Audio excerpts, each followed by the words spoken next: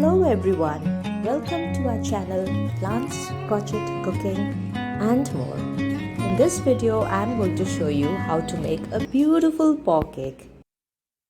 We'll begin by making the bones and the collar for this cake.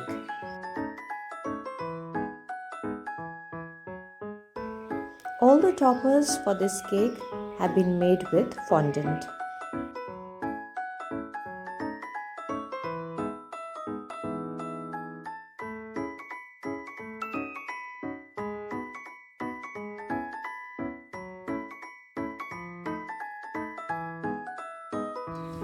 If you have any doubts, do let us know in the comment section. We'll get back very soon. And yes, if you like this video, please do give it a thumbs up, share it with your friends. And if you are new to our channel, please subscribe so that we can bring to you more and more interesting videos in the near future.